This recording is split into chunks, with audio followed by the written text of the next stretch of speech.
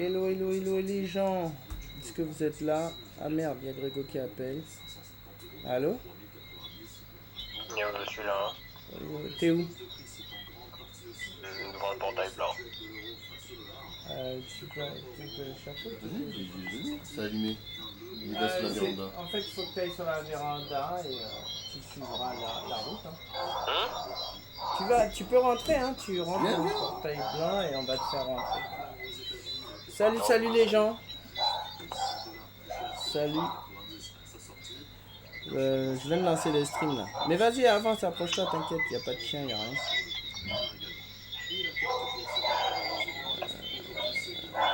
Alors, salut les gens, désolé, hein, désolé du retard, il fallait régler plein de choses se sont entremêlées. Mais là, c'est à peu près bon et encore, hein, c'est pas vraiment comme je le voulais. Mais voilà, comme d'hab, hein, on va faire avec. On va faire avec et petit à petit ça va s'améliorer. Alors, vous êtes dans le Take Aware. Take Aware tranquille, donc vous connaissez, hein, vous connaissez la première émission qu'on a perdue malheureusement.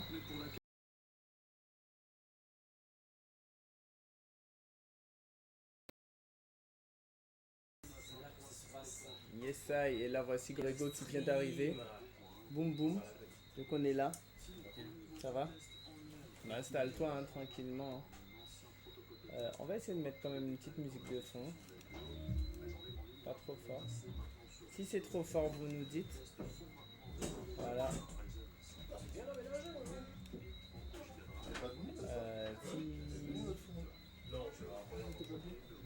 Alors, déjà l'audio du bureau, j'ai l'impression qu'on n'entend pas. C'est quoi, haut-parleur? T'as tellement. C'est quoi? Haut-parleur, c'est quoi? La sortie son. Il y a tellement de trucs que ça me donne mal à la tête. Ok, alors là non, vous entendez l'audio du bureau, j'espère que c'est pas trop fort, je baisse quand même. Voilà, on va attendre un petit bruit de fond. Si c'est pas assez fort, vous nous dites. Si c'est trop fort, vous nous dites aussi. On n'a pas encore tous les gadgets. Hein. Mais en tout cas, voilà, comme d'hab en début d'émission, c'est les réglages vidéo, son qui comptent. Hein. Et de toute façon, là, je fais les réglages et après je vais laisser Grégo. Je vais laisser Grégo et David commencer l'émission parce que moi je vais aller faire dormir cette petite chippie que je garde ce soir. Hein. Donc du coup, voilà. Alors donc du coup au niveau du son, Wolf Alone, tout ça, les gens qui sont là, est-ce que vous pouvez nous dire si ça fonctionne bien et tout ça? Hmm.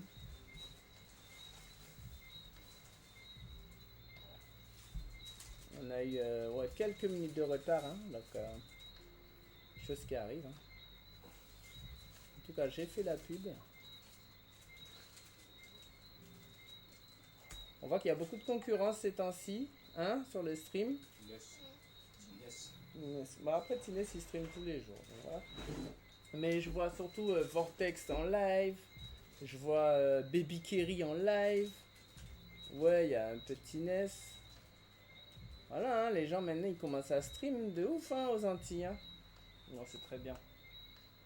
Donc du coup, personne ne répond, on veut des retours par rapport au son avant de commencer l'émission officiellement. La première émission officielle du Tech Aware. Tu vois, en sachant que tu vois la vidéo du chat là, ça marche pas, hein, la chatbox. Je sais pas ce qui s'est passé, mais ça n'a pas l'air de fonctionner. Non, mais c'est parce que ouais, j'ai connecté le mauvais compte. Merci Trunks, j'ai connecté le mauvais compte et du coup bah je peux plus connecter. Bon c'est pas grave, on n'aura pas la. Si la cam marche. Mets-toi sur le bon. Ouais, par contre, si tu. Parce que faut te mettre sur le bon. La bonne playlist YouTube. Oui t'inquiète, je suis déjà sur la playlist. Normalement. Je suis déjà sur la playlist. Le tout c'est de. Parce que Je t'ai vu dans une petite émission, mais. Ah, c'est pas ça? Non. Oh là là. C'est marqué émission du 11 octobre 2022 de la playlist. Non, c'est pas celle-là, je suis. C'est celle-là qu'il faut être. Ah d'accord. Ah d'accord, d'accord. Alors, on va changer tout ça.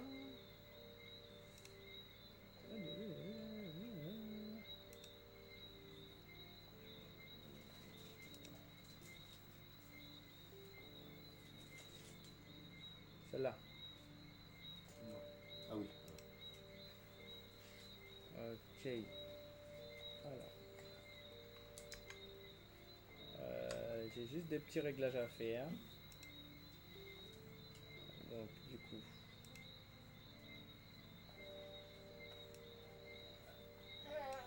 Tout va bien, tout va bien, tout va bien, tout va bien, tout va bien. Alors, sinon, les gens, est-ce que ça va aujourd'hui? On est retour sur la Battle TV 1. Maintenant que nos émissions sont carrées, on a tous les logos, on a fait nos setups et tout. Les émissions sont prêtes à passer à la vitesse supérieure. C'est un grand écran là?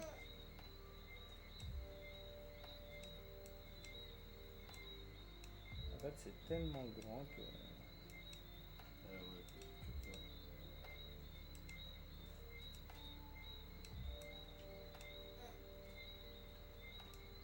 Bon, en tout cas, nous, on a le chat là. Donc ça, c'est le plus important. Et on a le chat sur les côtés, donc on a le chat partout. Donc, on va vous voir quoi qu'il arrive. Ah, on commence à voir le bout du tunnel. Yes, I. Oui. Non, t'inquiète, il voit pas. Il voit ce qui est là. Ah, par contre.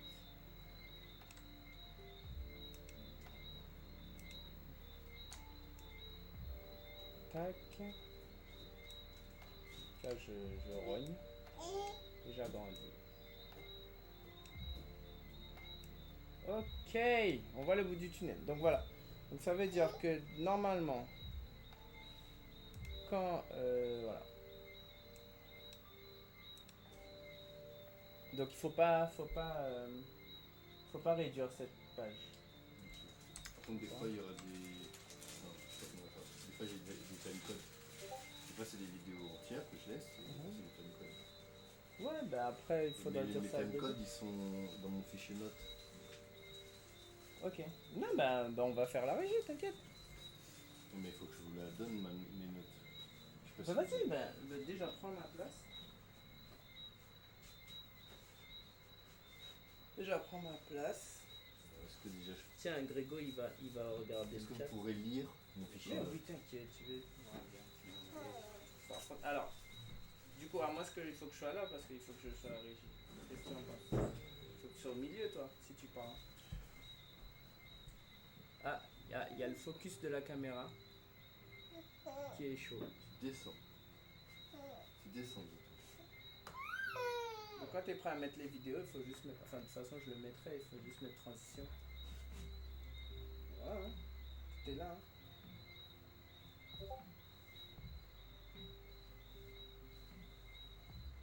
Mal, tu te débats.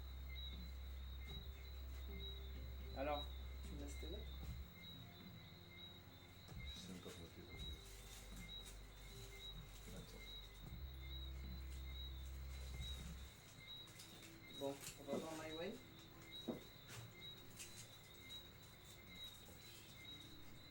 Je vais pas utiliser mes timecodes, c'est pas grave.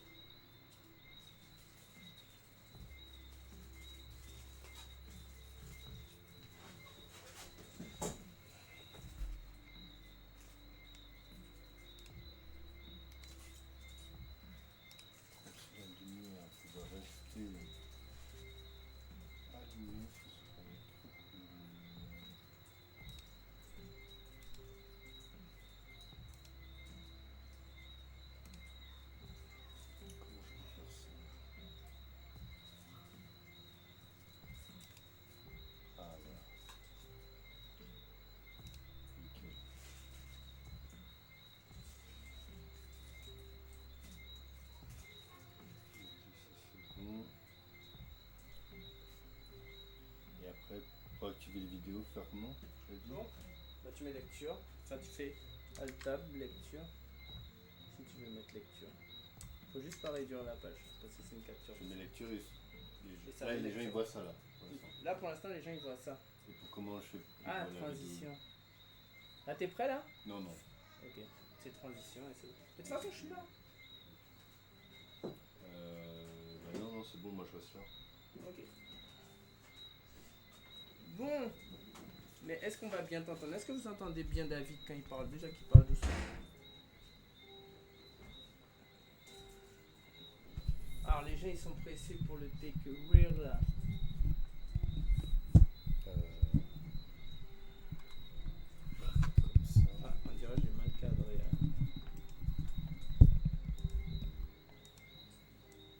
Bah, augmente le micro, pas à fond, mais presque.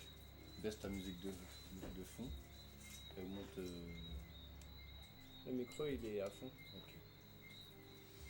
Bon, mais est-ce que vous m'entendez, moi, quand je parle? Je vais parler comme ça. Donc, je parlerai pas plus fort. Alors, est-ce que vous m'entendez?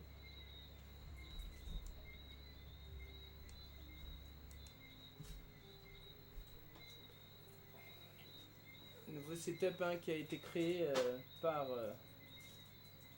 Jaquito le show. Mais Qu'est-ce on que peut, tu manges pas? on peut pas. Tu as un morceau là, David? Non, ça va. On peut pas. Je peux mettre plus par là. Non c'est bon. Non, mais pour qu'on le voit. Ah pour qu'on voit Grégo. Wouah. Excuse-moi, oui. Il y a effectivement. J'ai oublié de préciser. Je savais pas que tu mangeais épicé comme ça toi. Tu vois, je sens tellement Rapproche-toi rien un que peu. j'oublie de le mentionner. Ah merde. Rapproche-toi toi de moi. Ça te fout le sang. Faut bien y boire. C'est du piment au jambon c'est quoi? Ouais. On peut. Ouais. Et vas-y, Vas-y, rapproche-toi, rapproche-toi. Grégo. Ah, mais attends, on devrait appeler mon thème crisis là. Ah non. Mon thème crisis c'est Oui, plus thème important crisis, que Grégo là, sinon. Ouais j'avoue. Bon, eh ben on voit tout le monde. On voit tout le monde, Dis-moi Stéphane si dans le chat ils ont répondu à ma question. Non, ils répondent pas, ils sont pas vifs. Hein. Bon ben on va commencer. On va comme commencer ça, et en s'il y a espérant, des soucis. voilà. Après 32 minutes de retard, non 46 minutes de retard, on peut enfin commencer. Bim bim. Attends. Moi je vais regarder parce que comme c'est un dossier qui va être assez lourd, si les gens comprennent rien et ça passe mal en VOD, ce serait con. Ah bah il faut démarrer l'enregistrement peut-être. Et ça va aller où si j'enregistre? Dans le PC, on cherchera. Ouais mais au cas où si. Alors, moi je vois pas battre lui par contre. Je suis pas inscrit. Pas connecté. Vidéo. Quoi? Mon téléphone. Oh putain. Ah, c'est ça hein. C'est pour ça qu'on fait ça avant. Non mais les trucs de vérification, tout ça. Tellement chiant ça. Ça va dans vidéo stream. Bon bah ça a l'air d'aller. On va démarrer l'enregistrement. Enfin non. Pas maintenant, vu qu'il a pas l'air prêt. En tout cas on est là les gars. Les gars, donc du coup, vous nous dites si vous entendez bien, si vous entendez pas bien. Moi je vais en profiter pour boire de l'eau aussi. Tu veux quelque chose? De l'eau aussi, mine de rien. Vas-y, donne de l'eau. Je vais essayer de gérer ça. Grégo, je te laisse gérer. Yes. Ah, j'ai tellement de jouer à Street Fighter en fait. Voilà.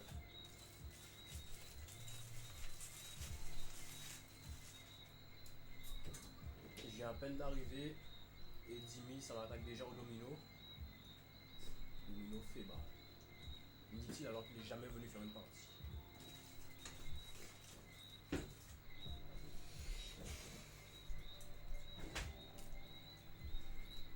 Oh putain, en plus c'est même pas sur mon téléphone qui l'envoie.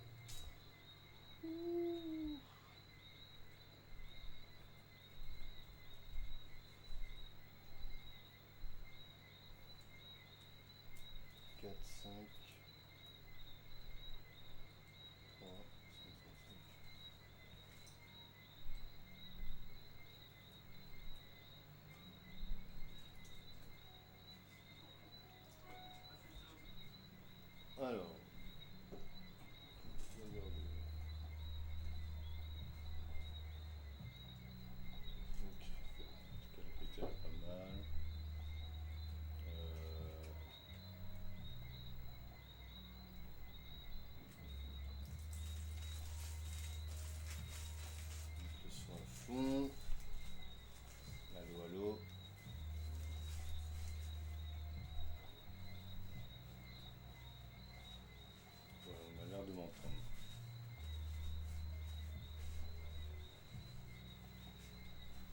parle, Hugo?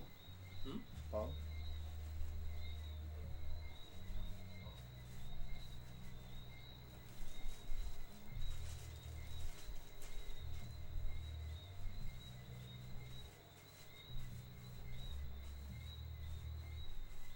Et dis un truc, n'importe quoi. Enfin, si on t'entend. Qu'est-ce qu'on peut répondre à Dimitri qui sera meilleur moment de vidéo? Ouais, c'est bon, on va On attendre. attend. J'ai pas le chat par contre. Ah, Ou à moins ce que. bon, bah. Non, à moins ce que. Ouais, depuis que je suis arrivé, ils ont peut-être pas encore écrit. Bon. Ben, je sais pas si. Sonia allait faire quoi du coup? Il m'a pas dit. Bon, on va commencer. Aujourd'hui, on va parler d'un très très gros sujet. On va parler de Nvidia. Mais Ça va être le sujet du soir ou bien il y en aura d'autres? ça va être. Le sujet de ça va être la genèse. Donc on va commencer à parler Nvidia et on va finir par Nvidia. Donc on va commencer par leur première carte graphique, leur première carte accélératrice, qui est sortie en 95. Et on va arriver jusqu'à nos jours, en 2022, où la 4090, on a déjà les premiers tests. Et donc, Stéphane n'est pas là faire la régie. Alors,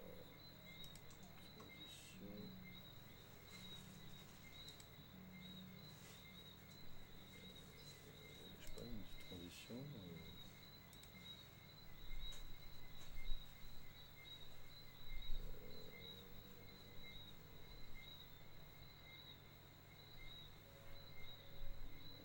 Je sais pas qu'est-ce qu'il fout. Il a dit qu'il allait prendre tout. Bon, alors, on va commencer doucement, le temps qu'il arrive. J'arrive pour faire la transition. On va commencer par parler de la situation du PC avant 1995. Les PC étaient équipés de cartes graphiques qui faisaient que de la 2 dimensions. Désolé, je t'ai pas avec Alors, J'ai pas pris de verre, tu voulais? alors, comme je disais, c'était des cartes graphiques, on appelait ça des cartes graphiques Direct Draw. Donc c'était des cartes graphiques 2D. Donc la 3D faisait ses grands débuts en arcade avec des jeux comme Virtua Fighter, Virtua Racing, tout ça. Le monde du PC, il y avait quelques jeux en 3D basiques, mais rien de fou. Et grâce à des astuces logicielles et les cartes 2D, les PC faisaient un peu de 3D. Mais tout était calculé. D'accord, voilà l'App Store. Ah, mais carrément. Tout était calculé par le CPU.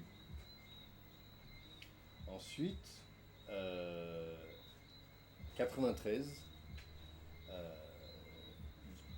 Jensen Huang, Chris Malkowski et Curtis Prim, T'as des ils vidéos ont créé la société Nvidia. Les vidéos pour l'instant il n'y en a pas, mais il va y en avoir une dans pas longtemps. Ils ont créé la société Nvidia avec pour ambition de calculer la 3D avec une carte dédiée. Donc enlever cette charge-là du processeur. Et en 95, donc 2 ans après la sortie, la NV1 sort. Donc elle est cadencée à 75 MHz. Et alors là, ouais, il faut une vidéo. Il y a une association qui se crée donc entre Thomson, qui s'occupe de la fabrication, de Diamond, que vous voyez à l'écran. Donc ça c'est Non. Attends. pardon, de Diamond, qui Celle-là s'occupe de la conception de la carte, et d'une association aussi avec Sega, qui avait une volonté de porter les jeux Saturn sur PC. Donc à quoi servent ces 3 entités? pour Nvidia. Nvidia s'occupe de la conception de la carte. La conception, de comment les composants seront placés, le dessin technique. Thomson fabrique la puce. Diamond, parce que en fait la première carte NV1 c'était une carte multimédia, donc c'était une carte 3D évidemment, mais il y avait aussi une carte son intégrée, un port manette, voire trois, on en reparlera après, et c'était une carte qui faisait plus ou moins tout. Donc c'était génial, mais c'est ça qui a aussi un peu causé, spoiler alert, son échec. Donc Diamond s'occupait lui de la conception de l'ensemble de la carte, avec tous les ports qui vont bien. Donc ils ont fait un pack avec la carte graphique, ou la carte multimédia, livrée avec 2 manettes Saturn, une extension alors je vais vous la montrer en vidéo, une extension pour brancher justement les ports, les manettes Saturn directement à votre PC, et un pack de 4 jeux. Donc à 7 minutes 12 de la vidéo, comment on fait ça? Donc dans ces jeux étaient NASCAR Racing, Panzer Dragoon, Virtua Fighter, et je crois que le dernier CD c'était un CD, c'était des drivers. 7 minutes 12 7 minutes 12.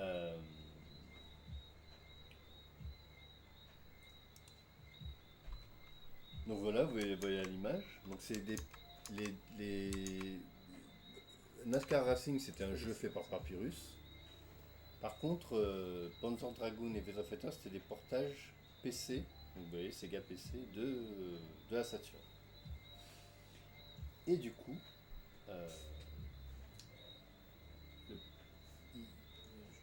même si ça a l'air idyllique, on se dit, ça coûtait 250 € cette carte-là. C'était pas, pour les prix d'aujourd'hui, ça paraît pas cher. Mais la première problématique qui se posait, c'est que c'est une carte qui est sortie avant DirectX. Et ça a causé, on va dire, son échec. Parce que déjà sa façon de calculer les polygones, au lieu de calculer les triangles, comme aujourd'hui, où il faut savoir que les cartes graphiques calculent les polygones, elles calculent les triangles pour former des objets 3D. Elle utilisait des carrés. Donc pour l'époque, le rendu était plus joli en utilisant des carrés, puisqu'en fait, comme il y avait moins de polygones à l'écran, c'était plus facile et on avait un meilleur rendu visuel en utilisant cette technologie.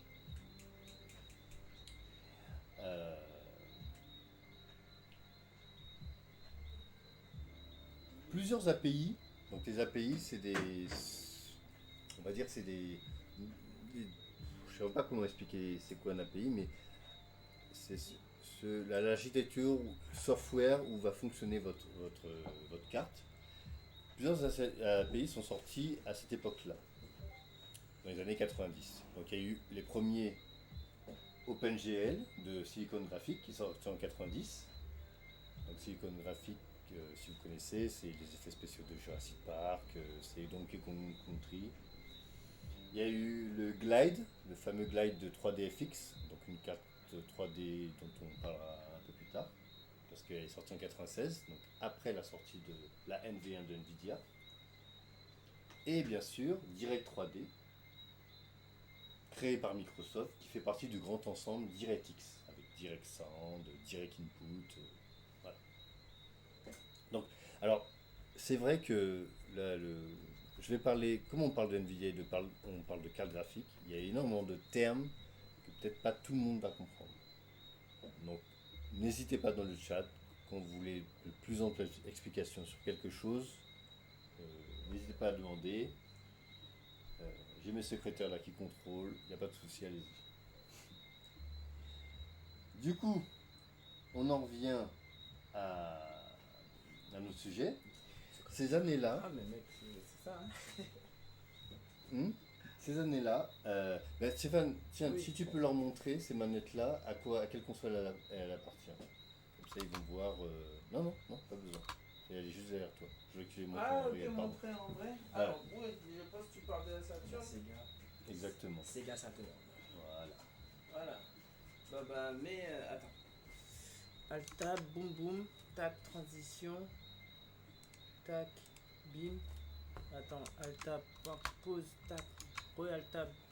Bon, pour que vous voyez bien, voilà, Sega Saturn. Bon, ça, c'est la version blanche. Alors, quand elle est sortie, elle était noire. Ça, c'est la version blanche. Voilà, très belle. Enfin, non, c'est la version japonaise. Enfin, la version japonaise était blanche, la version américaine était noire. C'est encore plus compliqué que ça. Mais c'est pas grave. De toute façon, la version japonaise était grise. Comme les manettes que vous avez vues à l'écran, la version japonaise était grise. De toute façon, on va pas parler de la Saturn, donc on Voilà. va pas tergiverser. Une belle console. Hein. Mais en tout cas, Dit voilà, en passant. elle est vraiment magnifique. Mais le partenariat qu'ils ont fait, c'était plus ou moins des technologies qui étaient partagées. Enfin, voilà, on va pas rentrer dans les débats. Mais le PC pouvait jouer à certains jeux, à certains portages de cette console. Donc, pour la première carte graphique de Nvidia. C'est un partenariat avec Sega. Donc voilà, là on peut dire que les PC ont commencé à se rapprocher des consoles à partir de là, à partir de Nvidia qui avait des cartes hybrides. On va dire que la première vraie association entre le monde de la console et le monde du PC s'est fait avec cette console-là. Parce que Sega voulait absolument porter ses jeux sur PC. D'accord. Il y a eu cette grande mode aussi avant d'ailleurs les cartes accélératrices. Donc là on est hors sujet. Je sais pas si tu te souviens Stéphane, sur PC il y a eu Sonic 3 avec Knuckles qui est sorti sur PC. Et il y a eu Sonic 3D aussi qui est sorti sur PC. Donc il y a eu pas mal de portages de Sega pour étendre un peu leur... Il y avait une espèce de personnage, je sais pas si tu vois, judoka, qui faisait souvent la promo de la Sega Saturn. J'ai oublié son nom. Sega Saturn Sonshiro. Voilà, c'est ça. Oui, c'est un gars qui faisait la pub pour Sega, le marketing, mais c'était Japon uniquement. Ouais. C'est ça qui est dommage. Mais oui, c'est une entité super connue. Je remets la vidéo. Bien sûr. Sega Saturn. Ensuite, alors, ces années-là est sorti un jeu qui a fait référence dans la 3D, et c'est Quake. Un truc qui a vraiment changé la donne. D'accord ? Pourquoi je parle de Quake ? Parce que John Carmack a fait une sortie. John Carmack, c'est le principal créateur du jeu, Quake. Il a fait une version, donc son jeu est sorti sur PC, mais il n'y a aucun PC qui pouvait le faire tourner. Donc il a fait une version sur l'API de Silicon Graphics, OpenGL. Son jeu, du coup, était beaucoup plus beau, beaucoup plus fluide. Mais du coup, donc j'aurais besoin d'une petite transition. Ah oui, mais est-ce que vous avez la vidéo ? Mais de toute façon, je peux vous n'êtes pas obligé de tout, je vais le lire pour vous. Il a fait une déclaration. Il a dit qu'il a vu plus ou moins comment fonctionnait Direct 3D. Et alors, je vous explique bien posément. Il a fait une version OpenGL de son jeu pour qu'il passe bien sur PC en 3D, pour qu'il soit fluide et qu'il soit joli. Il a voulu faire un portage en Direct 3D, mais il a vu que Direct 3D était très buggé et qu'il n'apportait aucune amélioration, que ce soit niveau visuel ou niveau performance. Donc il a eu des déclarations très sales au niveau de la presse, auxquelles Bill Gates a répondu en disant que Direct 3D venait d'arriver et que pour le futur, il y aurait bientôt beaucoup d'améliorations. Alors, après que on vient sur Nvidia, après qu'elle ait été rebootée de la création de la puce de la future Dreamcast, donc la NV2, parce que Nvidia devait concevoir la puce de la suite au partenariat qu'ils ont fait pour la Saturn, devait concevoir la puce graphique de la prochaine console, de la future console de Sega, la Dreamcast. Mais, ça fera peut-être le sujet d'une émission, elle a été il y a eu, en fait, je vais expliquer brièvement parce que j'ai pas envie de trop de m'étaler sur le sujet. Il y avait deux équipes de Sega. Sega America, Sega Japon. Chacun concevait une puce. Et, et après, ils devaient se décider laquelle allait être choisie. Les Américains ont choisi Nvidia. Et le Japon ont choisi... merde. ATI? Non, pas du tout. Enfin, C'était PowerVR, pardon. PowerVR. Du coup, malgré que la carte Nvidia avait de meilleures perfs, le lobby japonais a décidé de rebooter la carte Nvidia pour choisir PowerVR. Et du coup, la Dreamcast fut équipée du PowerVR. Du coup, la puce NV2, la deuxième itération de la puce, la deuxième carte graphique de Nvidia a été annulée. Et du coup, la vraie deuxième carte de Nvidia fut la Riva 128. Alors, Nvidia, et là on va parler de qu'est-ce qui a fait sa réussite. Nvidia a fait 3 choix très importants. C'est ça qui a changé la face de la Dreamcast. Parce qu'il faut savoir que la NV1 fut un réel échec. Le problème de la NV1, c'est que comme elle avait une carte son, des ports manettes et des trucs dont personne n'avait besoin, parce que quand tu achetais ton PC, tu avais déjà des ports manettes et tu avais déjà une carte son. Donc en fait, les gens se retrouveraient avec une carte très chère pour les codes, 250 €, c'était très cher pour l'époque, avec des choses en doublon. Sachant que la carte son n'était pas spécialement plus performante que ce qu'il y avait déjà sur le marché, Sound Blaster et équivalent. Donc, quand Nvidia a été rebooté, ils ont fait 3 choix. Ils ont décidé, premier choix, de soutenir Microsoft et de faire sa future carte sur le Direct 3D.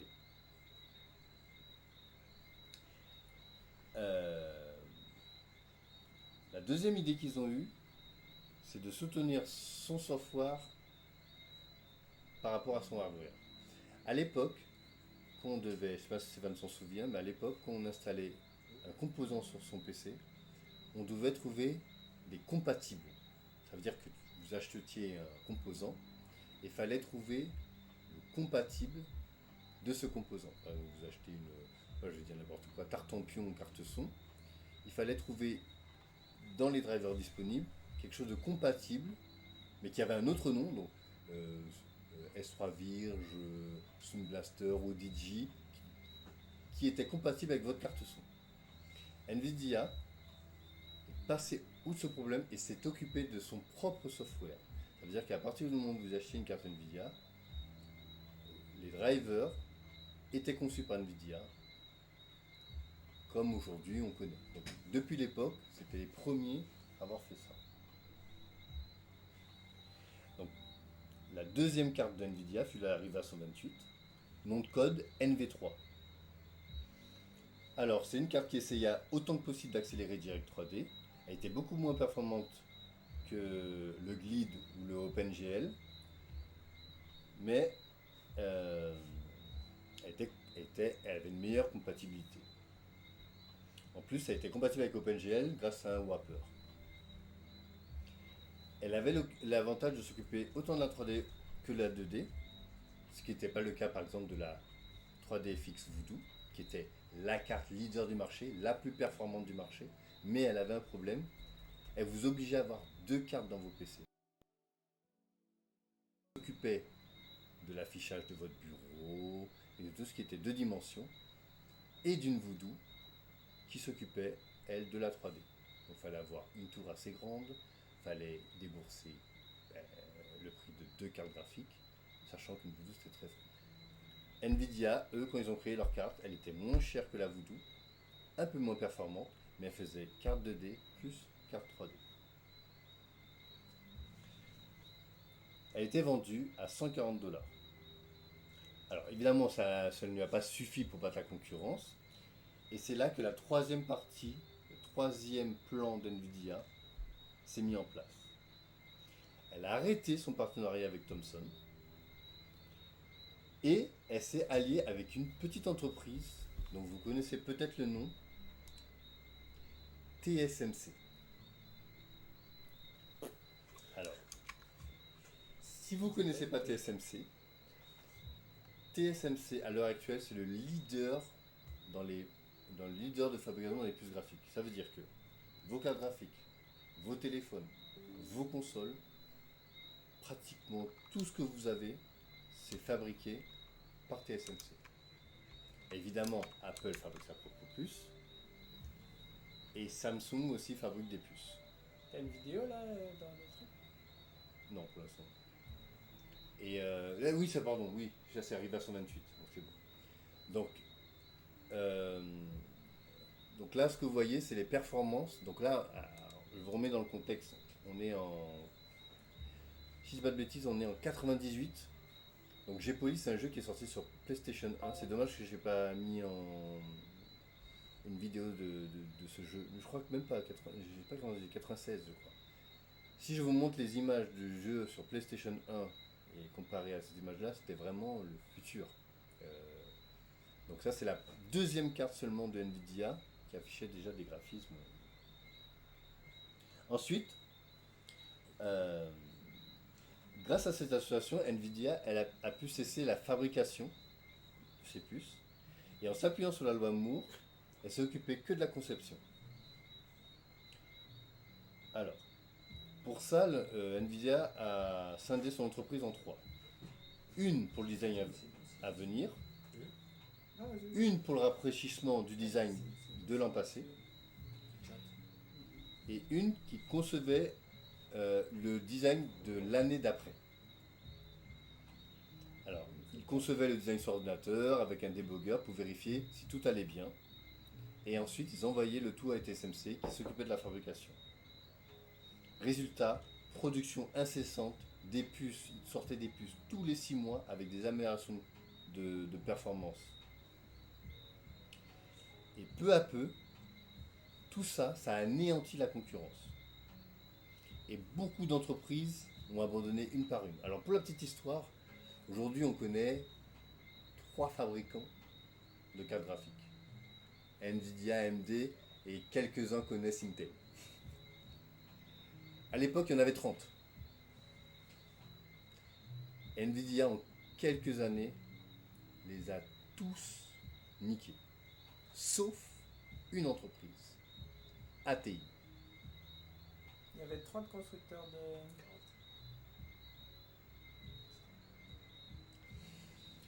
Les seuls à avoir pu résister, c'est ATI. Ensuite, sortie du NV4, la Riva TNT. TNT pour Twin Textile, première carte capable d'appliquer 2 textures en une seule phase. Cette carte elle a un gros succès, elle était cadencée à 110 MHz. Par exemple sur un jeu comme Incoming, tu peux passer à la vidéo suivante. On est toujours. Désolé. En On a changé de 97. carte, la carte TNT, on est sur la vidéo suivante. Normalement si j'ai bien rangé. Ici. Là t'es à GeForce 1056, moi j'ai mal rangé. Désolé. Et donc c'est pas trop grave. Hein. Mais sur un jeu par exemple comme Incoming Ça de l'époque, non, c'est pas grave. Ça c'est la TNT qui va arriver juste après. On passe de 25 à 45 Hz. Donc grâce à la double façon, machin, c'est on là, double hein. les performances. Tu m'as dit. Elle s'appelle Ensuite tu comment peux laisser TNT2. C'est bon, on y est. On est à TNT2. Alors, la spécificité de cette carte, c'est la réapparition de la domination ultra. Donc c'est la première fois que Nvidia sort une carte avec le ultra, la mention ultra après. Donc il y a eu la TNT2 normale évidemment, et il y a eu une TNT2 en version boostée qu'ils ont appelée ultra. Et il y a une petite version anecdotique, la NV6, c'est une version castrée de la TNT2. C'était une version un peu moins chère. Ensuite, on passe directement à la NV10, la GeForce 256. Alors, la GeForce 256, c'est la première carte qu'on peut appeler un GPU. Ça c'est marrant ce jeu-là. C'est un jeu avec les dessins de Bruce Willis. Il n'avait pas la licence. Ah, tu parles C'est pas le jeu que vous voyez là. d'ailleurs trilogie. Non, pas du tout. Ça s'appelait Expandable ou un truc comme ça. Attends, là c'est le début de la vidéo.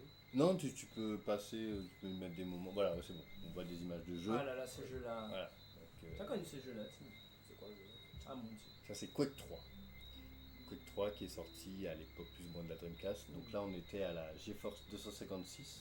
Ah mon dieu, c'est. Donc gestion du Transform and Lightning, apparition de la prise DVI, si les gens connaissent.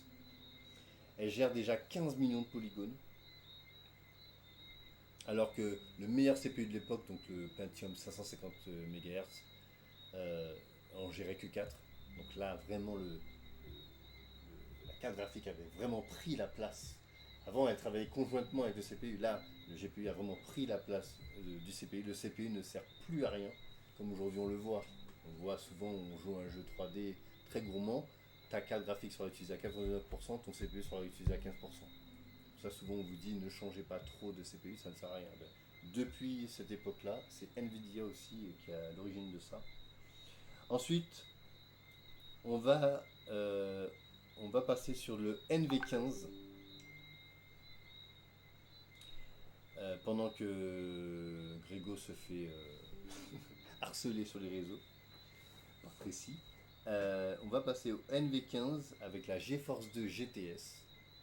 Donc là tout de suite là on voit que ça envoie du lourd, du très très lourd, avec du Max Payne, avec du GeForce 2 GTS, donc NV15. Et donc cette fois elle applique 8 textures en une passe. Elle est cadencée à 250 MHz. Bon, elle fut très très chère à sa sortie par contre.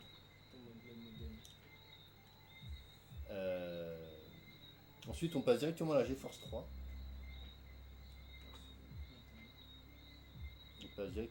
Donc, je vous laisse apprécier vite fait les images. Hein. Là, on n'est pas encore en 2000. Hein. D'accord. Donc, voilà. Je tiens à le dire.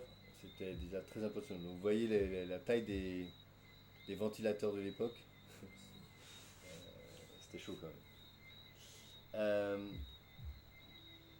Il y a une petite il y a eu la NV11, donc changer le pas vidéo, hein, c'est une déclinaison bas de gamme avec des cartes un peu moins chères qui avaient de bonnes performances, avec la GeForce 2 MX qui pouvait gérer le multi-écran.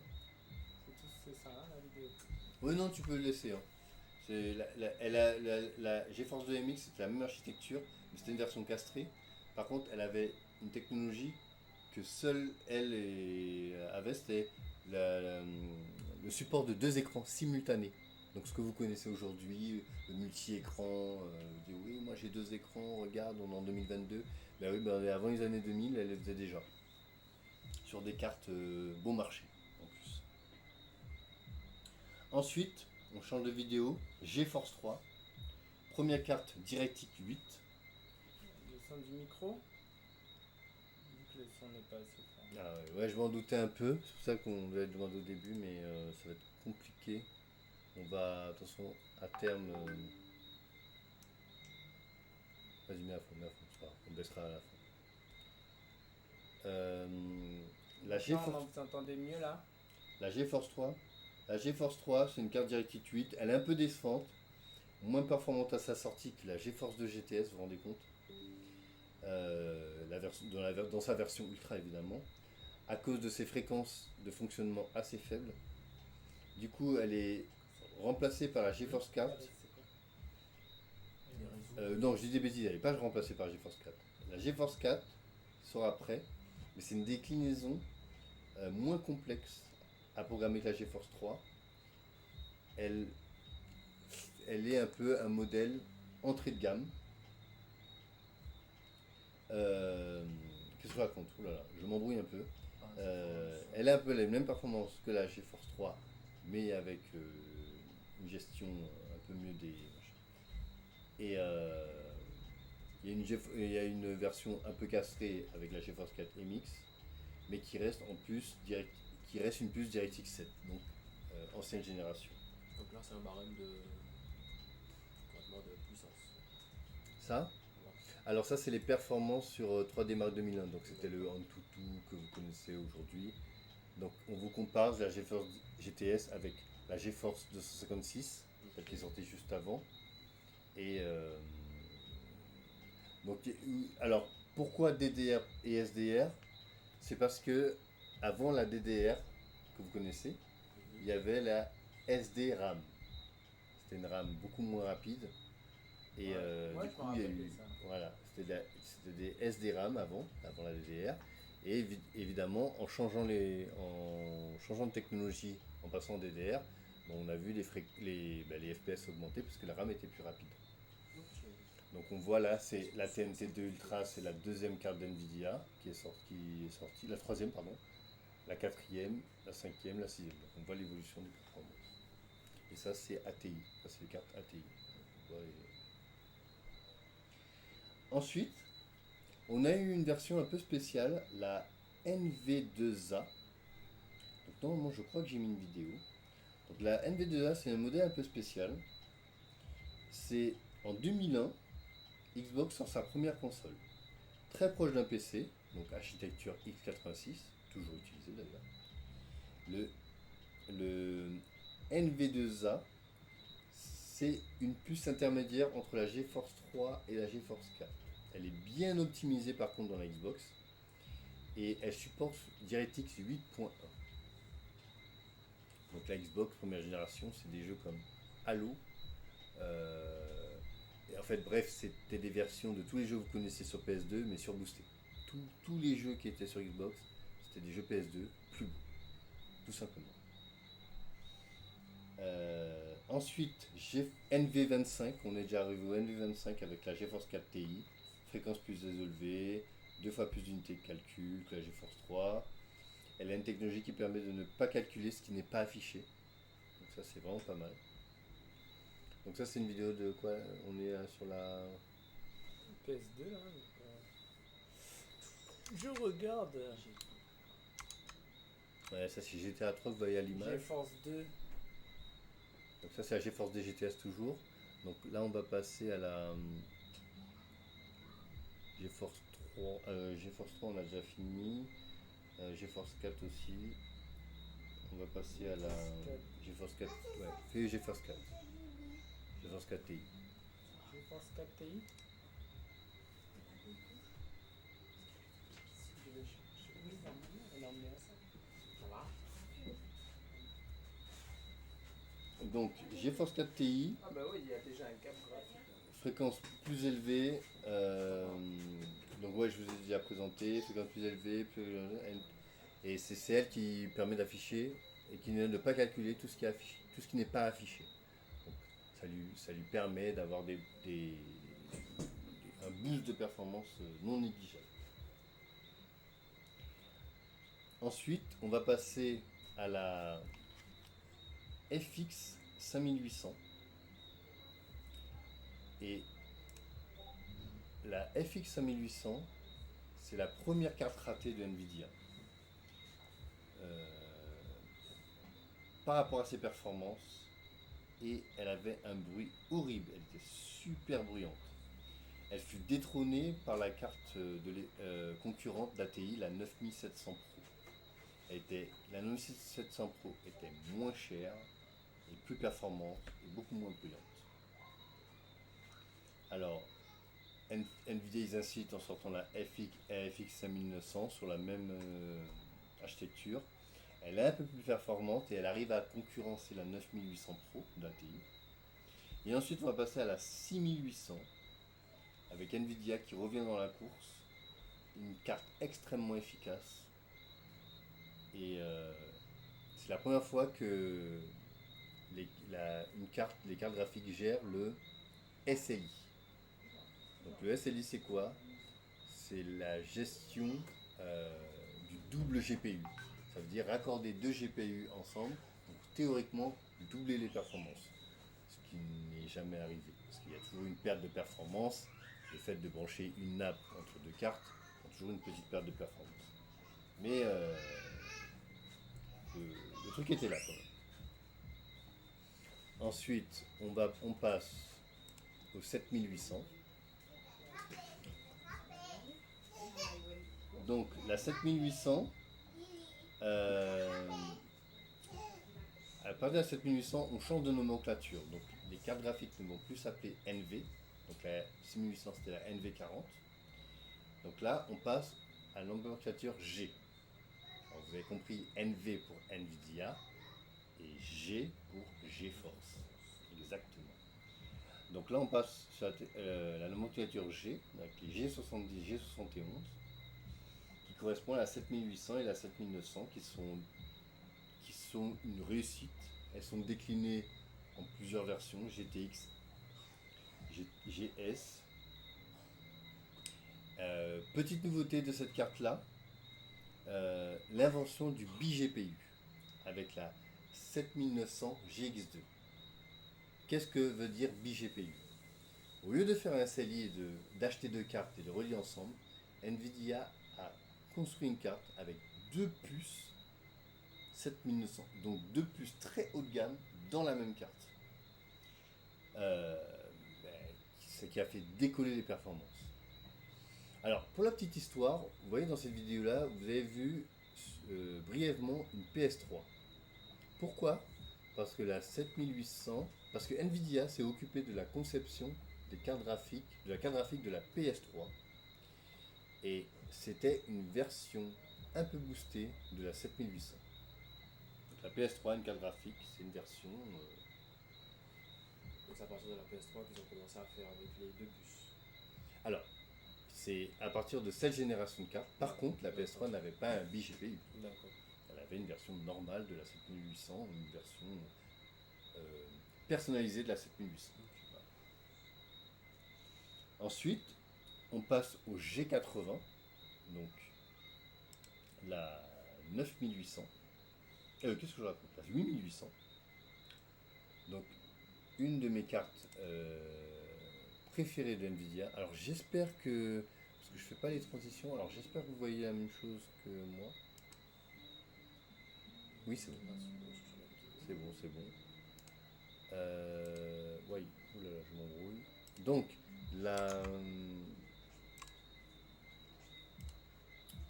où est-ce qu'il a mis ça? Ok. Donc, la 8800, donc G80 et G92, sorties en 2006. Alors, ces cartes-là, elles ont une hyper longue durée de vie par rapport aux durées de vie des cartes graphiques en général, évidemment. Elles ont été déclinées en énormément de versions et resteront jusqu'en 2008. Donc 2006-2008 pour des cartes graphiques, c'est énorme. Aujourd'hui, ça arrive, mais à l'époque, c'était inédit. Et elle a eu aussi une version BGPU avec la 9800 GX2, donc deux puces de 9800 dans la même carte. C'était des cartes DirectX 10. Alors, pour le troll, je vais vous dire toutes les déclinaisons de 8800 qui sont sorties pendant ces 2 ans. La 8800 GS 374, la 8800 GS 768. Donc, les chiffres que je vous donne après, c'est la mémoire qu'il y avait dans la carte. Bon, à l'époque, on ne parlait pas en giga, on parlait en méga. Donc, si je vous dis 300 ou 768, c'était 768 mégas. Alors, la 8800 GTS 320, la 8800 GTS 640, la GTS 640 V2, la GTS 512 que j'ai possédée, la 8800 GT 256, la GT 512, la GT 1024, donc la première 1 giga, la 8800 GTX 768 et la 8800 Ultra 768. Rajoutons évidemment les 9600 GSO 512, 9600 GSO 384, 9600 GSO 768, ainsi que évidemment les BGPU avec la GX2 et la simple GPU GTX, le haut de gamme. Là, on est déjà à 8800 là. Et j'ai un 9000. Mais 8900 c'est la même architecture. Ça va vite quand même. Bien sûr. Ensuite, on va accélérer la cadence. Alors si vous trouvez qu'on a déjà vite, on va accélérer. Parce que les cartes qui vont suivre, elles sont déjà un peu plus connues. Parce que là on est déjà en 2009-2010. Donc, GTX 280, gros succès, grosse puissance, fonce réussite en juin 2008 avec des déclinaisons jusqu'en 2010 qui ne seront que des rebadgeages. Là il y a GTX 280, c'est ça? C'est ça. Donc voilà, on est déjà à Skyrim, hein, les gars. Ah oui. Ouais. Pourtant, c'est une carte de 2008. Ensuite, j'ai la GTX 480 qui, elle, par contre, tu peux faire tu peux faire là, j'ai tout rangé après. Qui, elle, fut par contre une très très grosse déception. Là, on est déjà à GTA 5. Une très grosse déception. Alors, c'est pas une carte qui est sortie en même temps que GTA 5. C'est juste une carte qui peut faire tourner. Elle était très puissante, elle, quand même. Elle peut faire tourner GTA 5, mais elle chauffait de ouf. Elle faisait un bruit de malade. Donc pour moi, c'est la deuxième carte que Nvidia a raté. Mais j'ai souvenir de ça, effectivement. Ouais. Dans cette GTA 5, effectivement, il y a le ventilateur qui commençait à. Voilà. Elle avait peu ou prou les mêmes perfs qu'une 5870 de ATI, mais elle consommait plus de 300 watts. Non, presque 300 watts, pardon, excusez-moi. Et là, nous sommes en 2009, les gars. Donc GTA était loin de sortir. Et la carte consommait déjà 300 watts. Ensuite, GTX 580. Toujours sur la même architecture, mais mieux contrôlée. Avec un TDP de 365 watts. Donc elle consomme plus, mais beaucoup plus puissante. Donc là, on est sur une carte qui est sortie en 2010-2011. Là, les jeux qu'on vous affiche, c'est des jeux qui sont sortis.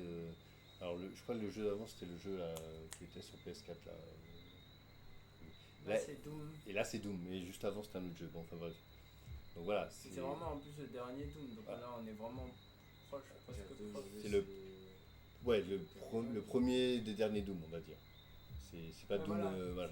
Donc voilà, c'est une carte, elle le fait tourner à plus de 60 FPS sur une carte de 2010. Ok. Ensuite, on va passer vite fait sur les Tegra. Alors Tegra, peut-être ça vous parle un peu. Je pense pas que j'ai mis de vidéo pour les Tegra. Mais fais la suite. T'inquiète, on va enchaîner. Donc Tegra, c'est avec un SoC avec 2 corps ARM. Donc, normalement, ça doit vous parler un peu. Hein.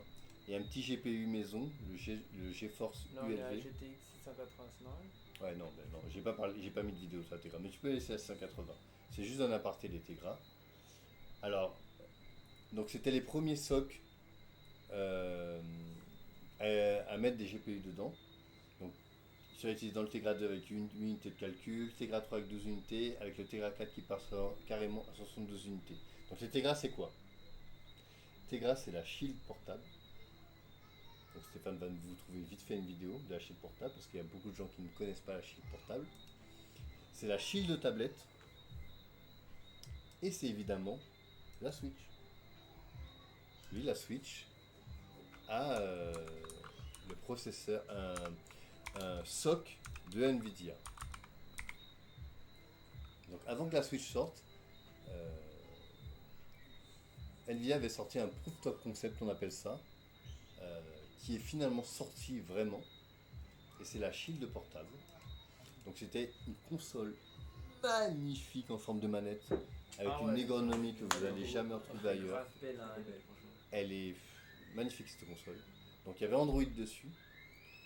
Elle était sous forme de manette. Alors avant ça... Ah ben voilà, c'est bon, ils vont voir. Donc voilà, quand vous ouvrez, vous avez un écran intégré, des vrais boutons, avec la taille de vrais boutons, 2 vrais sticks analogiques, un des pads un peu éclaté au sol, j'avoue. Ah, Non, mais ça pour gère, l'époque, je voulais avoir ça. Hein. C'est bien le truc où je te vois tout en train d'aller avec toi. Ah oui, pourtant, elle a pas fait de succès. Non, alors, elle n'a pas fait excuser pourquoi? Parce que déjà, elle était vendue qu'en Amérique, D'accord. évidemment. Moi, j'ai pu me la procurer à l'époque, mais je suis passé par le Bon Coin ou eBay, je ne me rappelle plus. Mais voilà, donc vous avez YouTube, vous avez du jeux vidéo, sortie HDMI, prenez carte SD, donc émulation, Steam Link, donc vous pouviez déjà streamer votre PC avec. Voilà, ou comme vous voyez dans la vidéo, Mac. Donc voilà, comme je vous l'ai dit, Tegra 4, le 72 core GPU. Donc il y avait un vrai GPU à l'intérieur. Et du 720p avec un écran 5 pouces. Ensuite, il y a eu la. Donc on revient à la 680. Alors je sais pas comment on va faire pour trouver la 180. Il faudrait revenir. Hop, hop et hop. Donc là normalement on y est. Voilà, la 680. Donc là la vidéo vous montre la 180 sur les jeux modernes. Ça, c'est Red Dead. C'est Red Dead Redemption 2. Alors, la 680 marque l'arrivée, donc c'est une carte qui est sortie en 2012. Hein. Elle marque l'arrivée du support du DisplayPort 1.2. Du coup, qui dit DisplayPort 1.2 dit arrivée du 4K. Donc en 2012, la 680 gérait déjà le 4K. Donc quand aujourd'hui, en 2022, tu entends toujours des gens dire la 4K, ça sert à rien, sachez qu'en 2022, ça servait déjà à quelque chose. 2022 En 2012.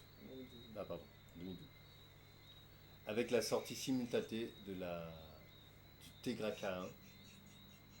Donc Tegra K1 qui équipera évidemment leur tablette. Si quelqu'un peut m'aider. Alors, non, je vais le faire tout seul. Donc Nvidia a sorti une tablette.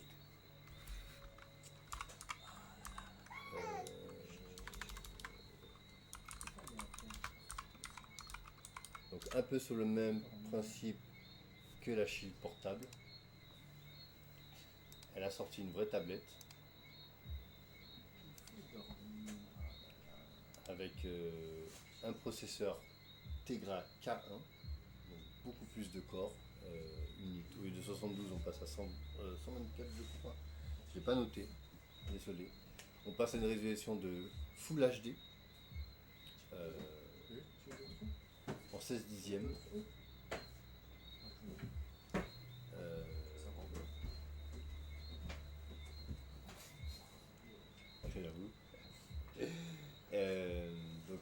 Et du coup, le processeur de cette tablette, c'est le même processeur.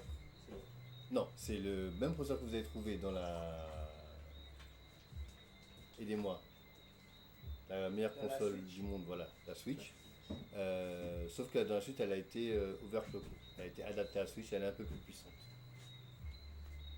Qu'est-ce qu'il fait? Alors, ensuite, on peut passer. Ah bah si j'avais une vidéo sur le Tegra 2. On passe ensuite en 2013 à la GTX 780. Alors GTX 80, voilà, c'est ça. C'est 2013, ça fait tourner Days Gone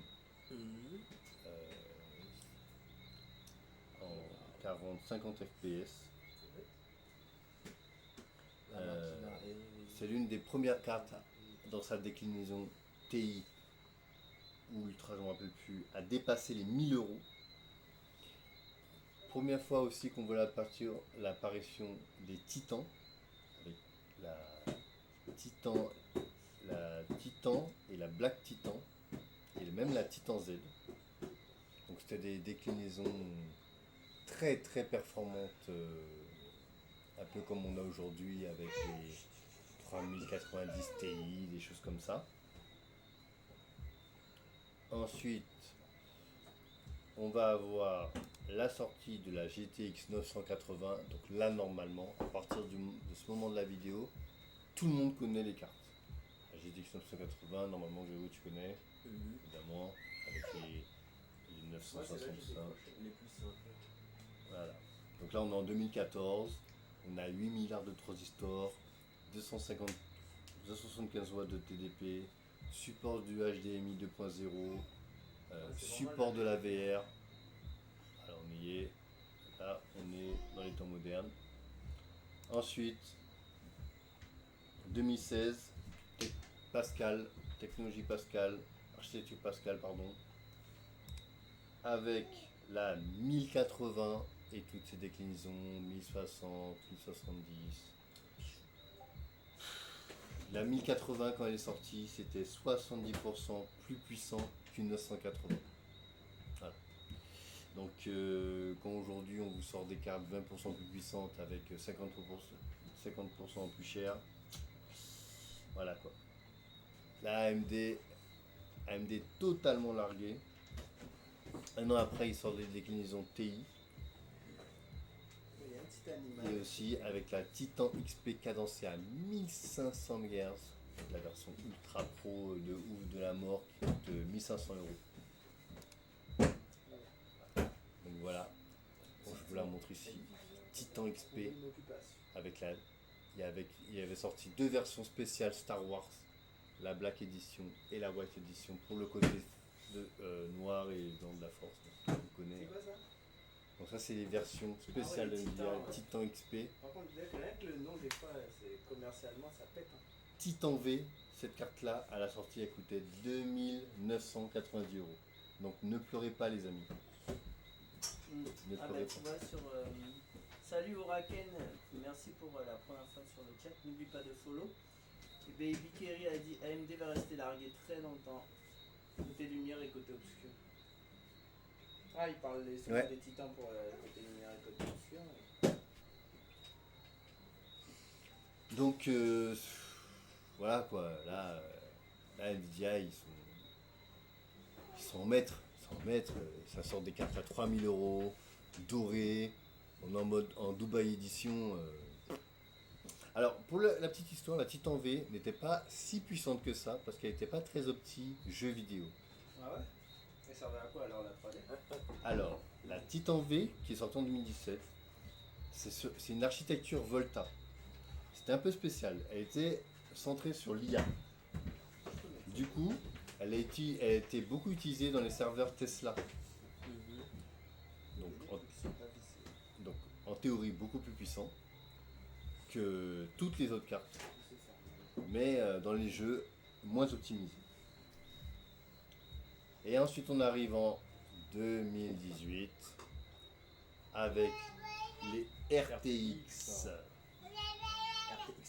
le Ray Tracking, le Sensor Core, optimisation de l'IA. Les cœurs RTX consistent au calcul du rayon tout en utilisant l'intelligence artificielle pour sa techno DLSS. Deep Learning Super Sampling. Les fameuses 2080, 2070. Oui. Non, pas du tout. Parce qu'il y a une vis qui est pas mal vissée. Où? Là. Ça risque de faire très bien. Mets quelque chose dessus. Alors, la 2080 Ti est la première carte justement à utiliser la GDDR6. Mettre ça? Oui. Alors, en 2019, Nvidia a rafraîchi sa gamme avec les déclinaisons super. Les fameuses 2060 super, etc. Et avec les cartes, les bizarres, les 1660, je sais pas si vous vous souvenez de ça, les 1650, les 1660. Et enfin, on arrive plus ou moins à la fin du symposium. 2020-2022, les RTX deuxième gène. En septembre, Nvidia lance les GeForce 30, architecture Ampère, qui est une évolution du Turing, amélioration des RT et des sensor core, rendement doublé. Bon, je fais une petite pause chat parce que là il commence à se débrider. Alors, vite fait, en 2022, donc aujourd'hui, septembre 2022, annonce des 4080, 4090. Aïe aïe aïe. Et là, on peut faire une petite pause chat. Salut toi. Alors, Du coup, alors il y a Baby Kerry qui a dit que je me souviens que la carte, je pense qu'il parle de la Titan, avait cassé le marché. Et tout. Bon, après il a dit nope, je sais pas de quoi il parlait. Ouais, le truc de deux cartes graphiques était pas opti au final. Ouais, Ça, le c'est la SLI. machine qui dit ça. En fait, il n'y avait pas encore le SLI bien développé comme maintenant. Ouais. Ok. Non, enfin, alors, pour le coup, le SLI n'existe plus. Ouais, SLI, c'était vraiment du Crossfire. Crossfire, c'était AMD. AMD ouais, qui faisait ça en fait. Et le Crossfire, bah, c'est tellement rarement opti. Ouais. Alors, le support, le plus gros problème, même à aujourd'hui, il y a beaucoup de jeux qui ne profitent pas. T'as une carte à 100% et une autre à moins de 10%. Alors là, je relis. Le support, le plus gros problème, même aujourd'hui, il y a beaucoup de jeux qui profitent pas. T'as une carte à 100% et une autre à moins de 10%. Tu comprends ou pas? Mais ça dépend à quel moment il a dit. Alors C'est vas-y. vrai, ce sont des arnaques, ces cartes, il faut le préciser. Donc je pense qu'il parle des... Qu'est-ce que t'as parlé de quoi avant la 4090? Ben, les 3080. Attends, vas-y, répète qu'est-ce qu'il a dit. Alors, il dit... Alors, est-ce que tu peux peut-être préciser T'as pensé. ta pensée pour qu'on soit plus clair? Et ce sont des arnaques, ces cartes. Ouais. Les 4090 sont trop grosses et trop énergivores. Les 4080 sont vraiment pas des masses plus puissantes. Elles sont grave plus chères. Elles demandent beaucoup d'énergie en alimentation. Ah ben justement, on va... Maintenant qu'on a vraiment fait toute l'historique, je sais pas si vous étiez là au début, mais on a vraiment fait l'historique du début d'NVIDIA jusqu'à aujourd'hui. Donc là, c'était vraiment pour voir les gaps techniques et qu'est-ce que ça a permis de faire. Et là, justement, on le voit avec le fameux Matrix qui avait pété tout le monde, même si c'était plus le Unreal Engine 5 aussi qui faisait le taf. Enfin, je sais pas. Hein.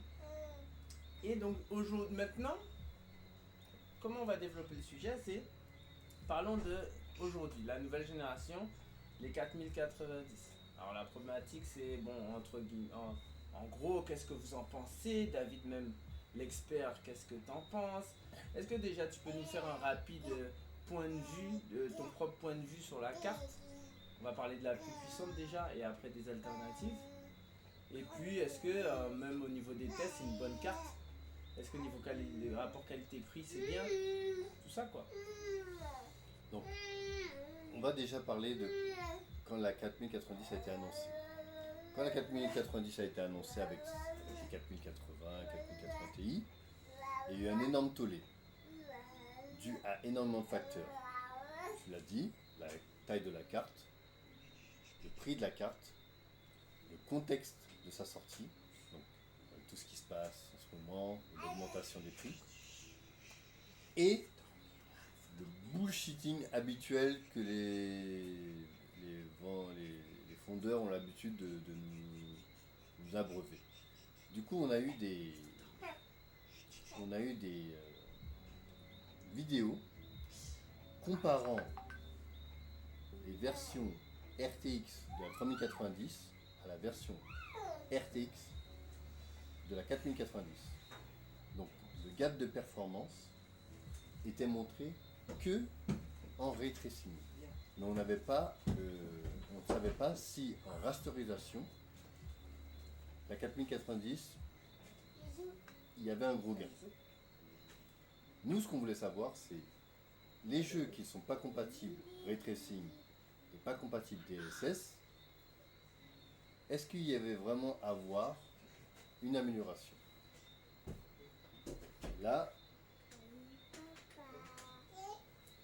Et là, pour avoir la réponse, il fallait qu'on attende les tests. Et les tests sont sortis aujourd'hui. La 4090 a été testée aujourd'hui par les plus grands youtubeurs tech. Donc, il y a eu Digital Foundry qu'on vous montre actuellement. Après, les noms des autres, il y a eu... Oh là, j'ai un petit bug là. Mais pour le peu que j'ai vu, j'ai pas encore bien étudié toutes les vidéos, comme les tests viennent de sortir et je devais préparer l'émission d'aujourd'hui. Pour le peu que j'ai vu, en fait, 4090, elle défonce tout en fait.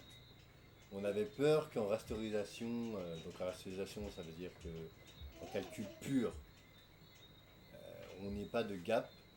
Ah ben si, on a un gros gap. Alors évidemment, sur Cyberpunk on gagne énormément, mais parce que Cyberpunk est optimisé grâce à son DLSS. Mais même dans les jeux où il n'y a pas de DLSS, pas de ray tracing, même là on gagne énormément de FPS. Donc je préfère ne pas m'étendre sur les tests de la 4090, comme je le dis, je n'ai pas encore bien pu analyser tous les tests. Si vous voulez, on fera un retour, surtout quand les tests de la 4080, 4080 Ti seront sortis. On fera un retour un peu plus complet. Mais en tout cas, Nvidia a encore tapé un gros coup. Nvidia a encore tapé un gros coup. Ben voilà. Mais en tout cas, pour ma part, à part si vous avez des questions, moi ma chronique elle est plus ou moins terminée. Donc voilà. Vos questions, si Stéphane veut rajouter quelque chose, si Stéphane a des questions à me poser, si le chat a des questions à me poser. Et le quiz. Non mais il y a toujours un quiz. Après s'ils disent.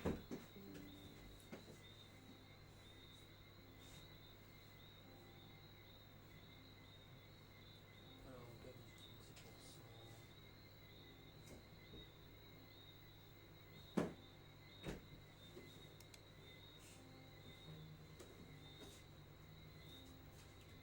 Après c'est surtout le porte-monnaie qui est chiant. Au niveau du prix. D'ailleurs elle est à combien là? J'ai ça. 2000 pour nous. 1500 en Amérique.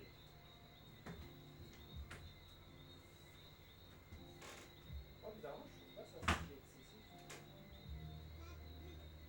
Enfin si on a déjà tout le reste, c'est pas excessif, mais s'il faut tout refaire à l'ordi. Moi je dis comme d'habitude, c'est toujours en fonction de ses C'est besoins. un Hein. écran en fait. Le problème c'est qu'à partir du moment où tu as un écran 4K 120 Hz, il faut pouvoir faire tourner des jeux en 4K 120 Hz. Sinon tu prends un écran 2K et auquel cas tu n'as pas besoin de 4090. C'est ça. Et la 3000 elle est déjà obsolète en fait, la 3090. Pas du tout, loin de là. Pas du tout. Mais avec une 3090, tu ne peux pas jouer en 4K 120 FPS.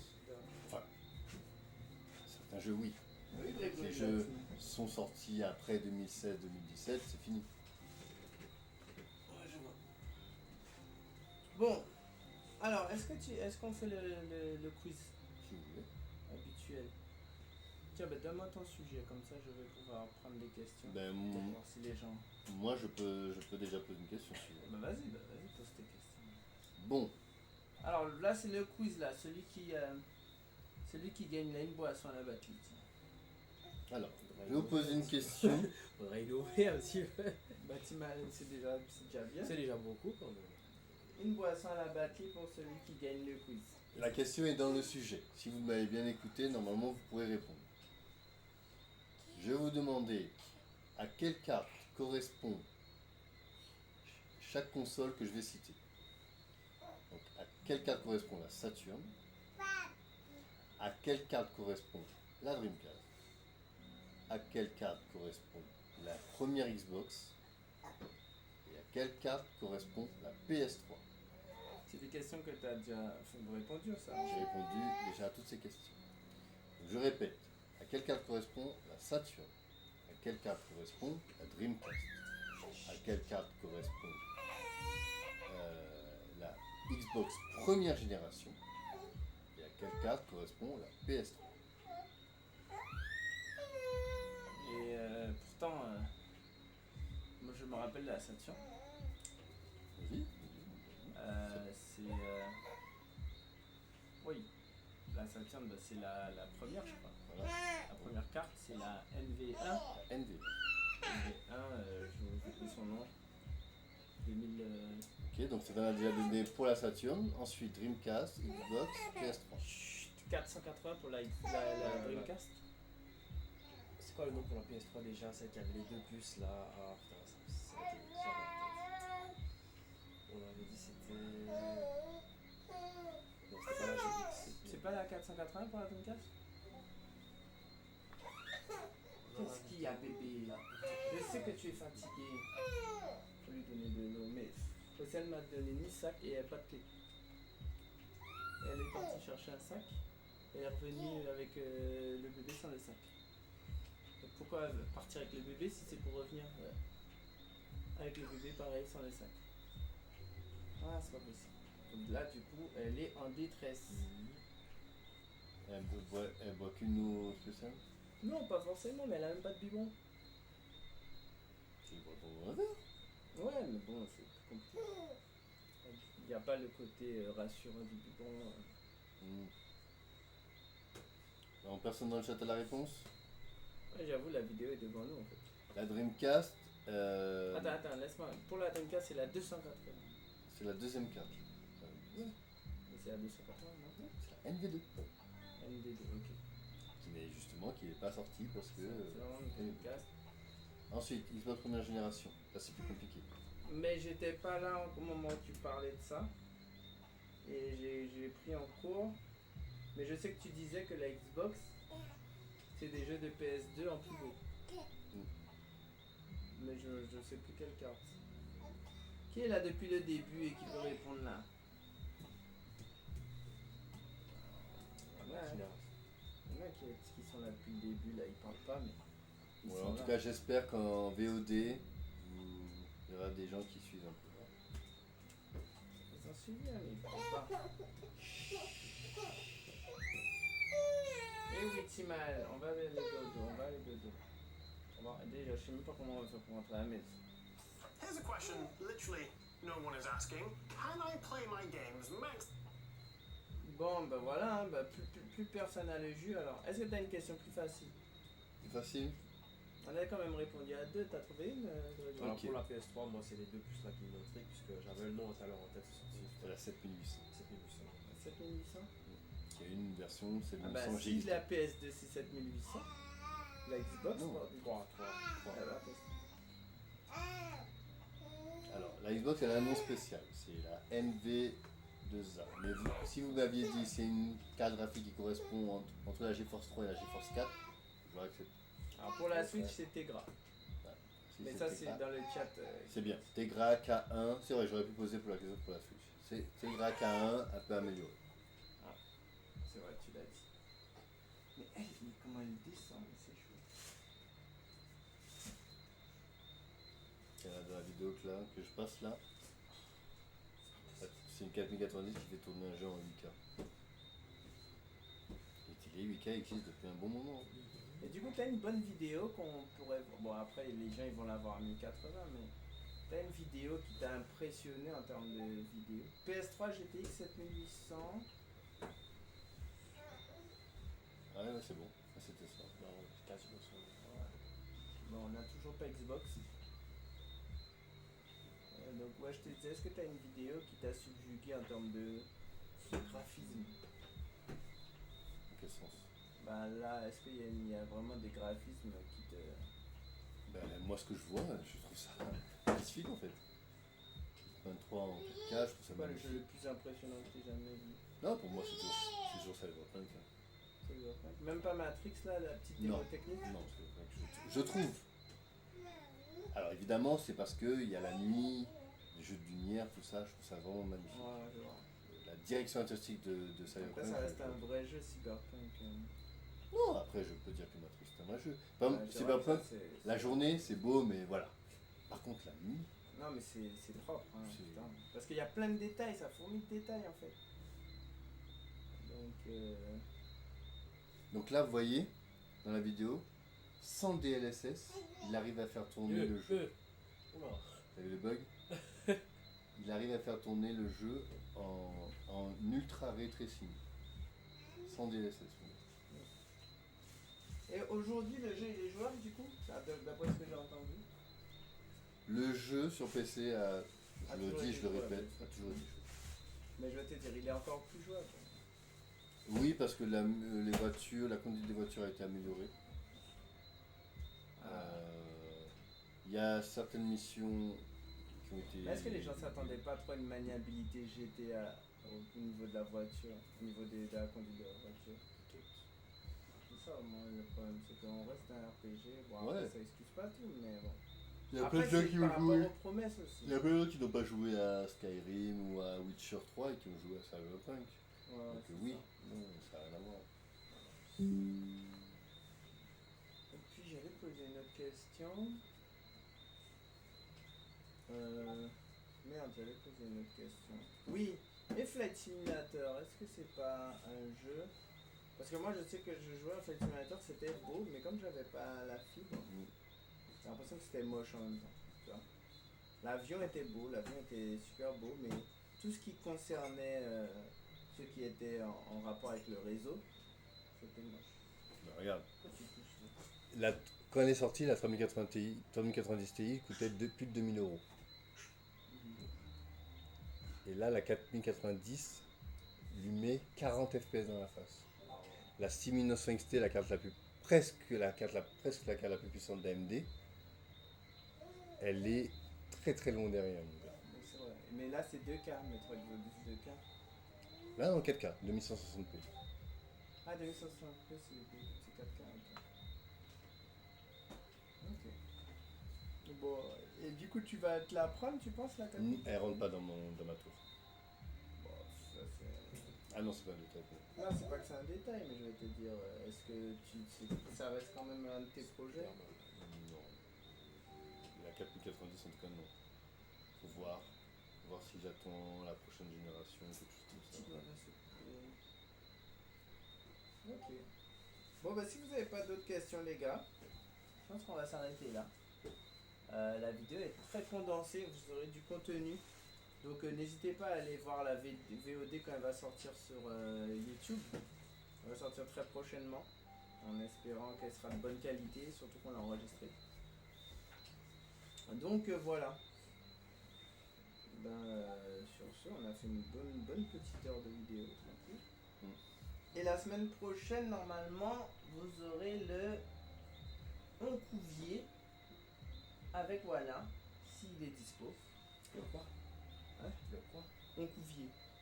Ah, d'accord. Ce sera encore du Rascal. Non. On va toujours, en fait, c'est du rétro, donc on va toujours essayer d'aller voir toute la bibliothèque rétro, et il y en a, hein, tu vois. Donc, bon, après, je vous dis pas. Non, moi, ceux qui ont vraiment suivi la première émission, vous savez quel jeu sera joué. Normalement, du moins, vous avez des petits indices. Mais de toute façon, je garde la surprise. Déjà, c'est même pas sûr. La semaine prochaine, on sait pas ce qui peut arriver dans la vie de Wana. Très mouvementé. Ouais, c'est Il est gentil, hein, Matrix, hein, mais. Bon, et encore là, on a la conclusion YouTube. Hein. ouais. Alors, il y a quelqu'un qui pose la question. Et les RX 7000, vous y croyez au niveau perf? Ouais, quand même. Oui, j'y crois. Je laisse pas mettre sur le AMD, ils ont une bonne finesse de gravure. Alors, je sais pas s'ils vont passer en 5 nanomètres. Mais ouais, franchement. En fait, le problème avec AMD, pour moi, c'est plus ou moins leur technologie de super sampling. S'ils arrivent à faire un truc comme le DLSS 3, bah, ils peuvent carrément être compétitifs.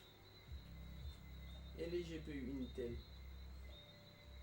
Regardez la différence entre le DLSS 2 et le DLSS 3, c'est 50 FPS quand même. Sur la même carte, hein, de 4090. Donc, si AMD arrive à nous sortir une version améliorée de son FSR, pourquoi pas?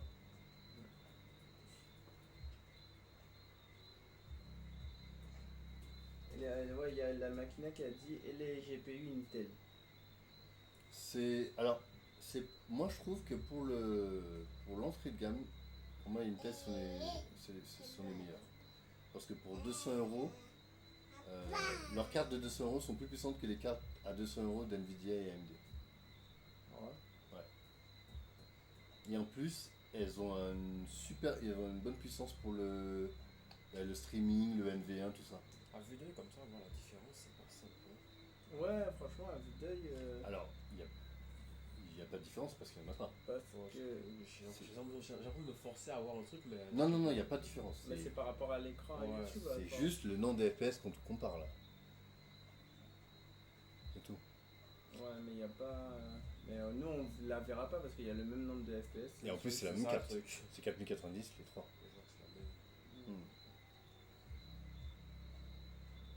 Et alors, en plus, non, je dis des bêtises. On est censé voir une différence parce que ça, c'est de la vraie 4K. Et ça, c'est le DSS2, l'ancien. Et le DSS3, c'est de la frame creation. Ça veut dire qu'il crée des fausses images. Grâce à une IA, il crée des fausses images intermédiaires. Donc, du coup, c'est pour ça que ça double les performances. Sur une image sur deux, c'est une fausse image qui a été créée par une IA. D'accord. Et pourtant, on ne voit pas la différence. Donc, oui, c'est exceptionnel. On peut pas le faire si on voit pas la différence. Hmm. Ouais, est-ce que... Enfin, quand il crée une fausse image, en fait, il décuple juste l'image qu'il a vue juste avant. Et il la crée parce qu'il peut pas la générer nativement. Voilà. Enfin, si, il peut la générer nativement, mais quand il la génère nativement, ben, il affiche moins, il calcule plus. Ouais. Là, il calcule 2 fois moins d'images en fait. En fait, c'est du copier-coller, quoi. Ah, là, il calcule 2 fois moins d'images. Ouais. C'est super intelligent en fait d'avoir fait ça. Les télés utilisaient déjà cette technologie, hein. Qu'on voyait à l'époque, on voyait des télés 600 Hz, comme ça. C'était des... Sauf que les puces étaient moins puissantes, donc ça faisait un effet bizarre, tu voyais les gens bouger bizarrement. Là, tu es fatigué. Voilà. Ben, en tout cas, moi, ça m'a fait plaisir de faire cette émission, donc j'espère que... Bah, c'est bien. C'est bien, tu as bien préparé l'émission, Lisa. Ouais, c'était Bien écrit, c'était hein. pas simple. Mais, Ah, c'était pas simple, hein. Ouais, Hein. c'était pas Pour simple. la préparer l'émission. Là, je l'ai fini quand l'émission a commencé. J'ai fini de préparer quand l'émission a commencé. Et moi-même, avec les setups et tout. En tout cas, merci à Jaquito d'avoir fait ce super setup. Hein. Hein, franchement, il a fait tout le truc d'attente. Laisse-moi le remettre, tiens, juste pour le plaisir. Le truc d'attente, il a vraiment fait tout. Il a vraiment fait un truc vraiment carré pour nous faire plaisir. Et il compte aussi. Il compte aussi nous faire la même pour les autres émissions. Donc moi je trouve ça super. Merci à ceux qui aident, hein, Quentin, David, tout ça qui aident pour le stream. Grégo aussi qui aide pour la pub et qui est venu aussi nous rendre visite aujourd'hui pour la première fois dans les studios. Studio 2 de la Batterie. Donc lourd. Et là on est de retour sur la première chaîne, Batterie TV. Vous donner encore plus d'émissions. Donc on essaye de gérer pour vous faire un programme écrit. Alors pour l'instant c'est pas fait. Mais voilà, maintenant la semaine prochaine, comme on a dit, c'est le quoi?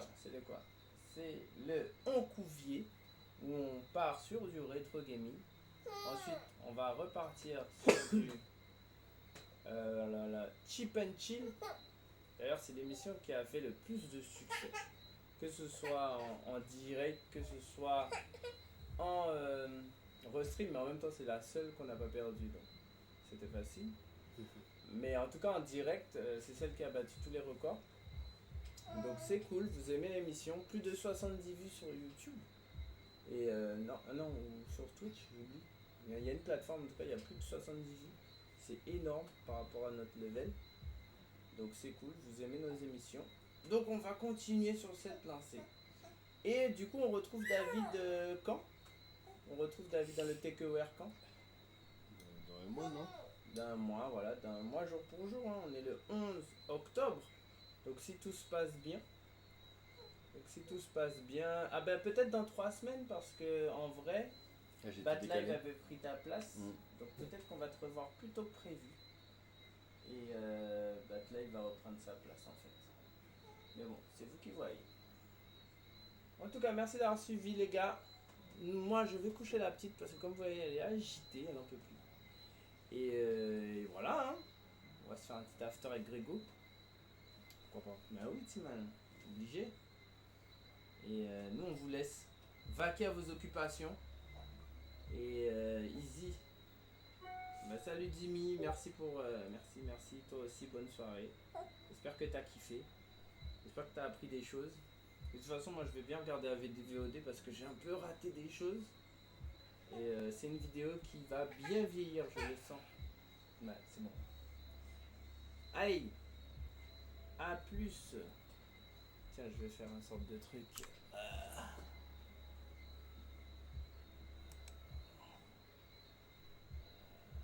Attends. Bon, on est toujours là, hein, finalement. Tac. Tiens, top, merci d'avoir suivi pour moi. C'est Bye américain. bye. Hop. C'est américain. Ah, Ils ont juste- Bye bye.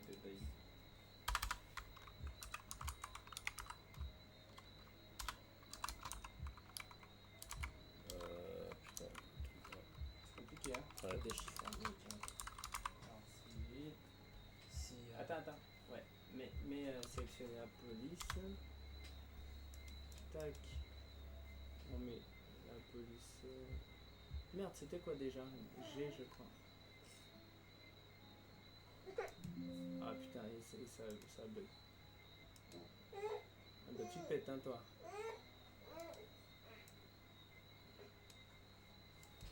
Mais Tim, il faut que tu attendes un petit peu. Bim. Tac, on le met là. Oh putain, ça bug. Ça rame, hein, ton ordre. Tac. Et ça. Bim. Allez, c'est bon, c'est la bonne. C'est parti. Bisous.